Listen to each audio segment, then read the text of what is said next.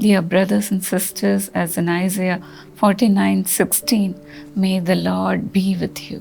मेरे प्रिय भाइयों और बहन, यशाया 49:16 के अनुसार परमेश्वर आपके साथ बना रहे। Behold, I have engraved you on the palms of my hands.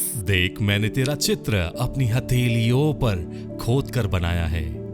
In another translation, in the Amplified Bible, it says, Indeed, I have inscribed a picture of you on the palm of my hands. और amplified Bible के दूसरे अनुवाद में Bible कहती है कि सचमुच मैंने तुम्हारे चित्र को अपने हथेली में खोद कर बनाया है। How nice, how wonderful it is for God to hold us on his hands. ये कितना अच्छा और कितना अद्भुत है कि परमेश्वर ने हमें अपने हाथों में रखा है।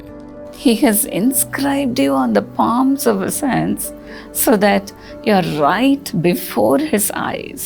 उसने आपके चित्र को अपने हथेली में खोद कर रखा है ताकि आप उसकी नजरों के सामने हमेशा बने रहें। You are always in his mind. और आप परमेश्वर के मन में हमेशा बने हुए हैं। It's so natural that every one of us wants to be treasured by God.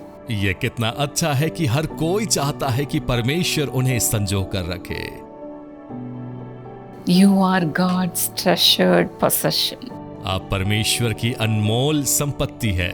God remembers you all the time. और परमेश्वर हर वक्त आपको स्मरण करते हैं। In Song of Solomon 8:6, a bride speaks to a bridegroom like this.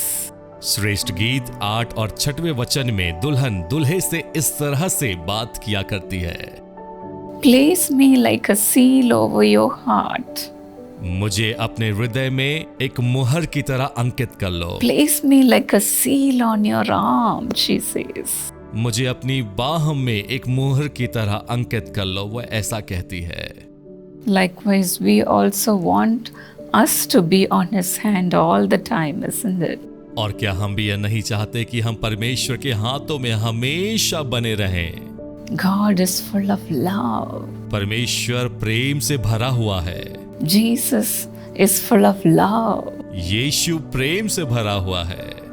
The permanent scars from the nails that were driven into Jesus' hands proved his intense love for us whom he knows. यीशु के हाथ में ठोके गए कीलों के स्थायी निशान हमारे प्रति उसके गहरे प्रेम को साबित करते हैं। The permanent scars are the proof of his intense love.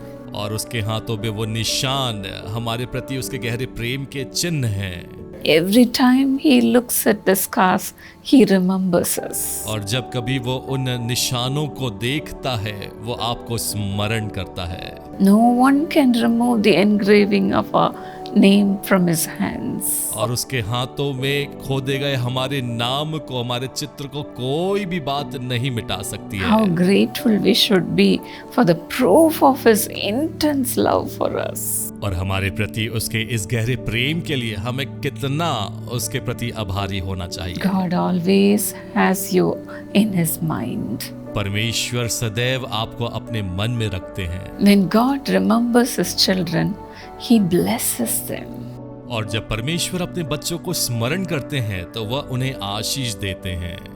We as parents of our children remember our children all the time to bless them, isn't it? हम अपने बच्चों के माता पिता के रूप में उन्हें हर समय आशीष देना याद रखते हैं।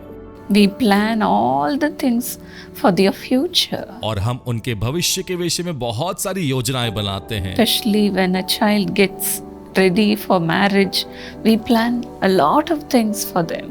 और विशेषकर जब कोई बच्चा विवाह के लिए तैयार होता है, हम बहुत सारी योजनाओं को उसके लिए बनाते हैं। We put all our hearts and minds upon that particular child. और उस बच्चे के विषय में हम अपना सारा मन और विचार लगाते हैं। This is the heart of our God also. और यही हमारे परमेश्वर का भी हृदय है। In Ezekiel 36:9, the Lord says, यहेजकेल 36 और उसके 9वें वचन में परमेश्वर कहते हैं, I am concerned for you and will look on you with favor. You will be plowed and sown. मैं तुम्हारे पक्ष में हूँ और मैं तुम पर आशीष की वर्षा करने के लिए तुम्हारी ओर मुड़ूंगा। तुम्हारी भूमि पर खेती की जाएगी, वह फिर बोई जाएगी।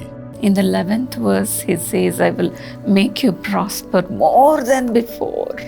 और 11वें वचन में वो कहता है कि तुम पहले से ज्यादा समृद्ध फूलोगे। God remembers you to prosper you. परमेश्वर आपको स्मरण करता है आपको समृद्ध बनाने के लिए। God remembers you to bless you. परमेश्वर आपको स्मरण करते हैं आपको आशीष देने के लिए। You are always in his mind. आप हमेशा उसके मन में हैं। So we can boldly go to the altar of God and ask anything we want from him.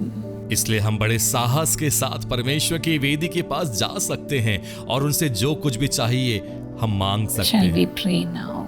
आइए हम प्रार्थना करें।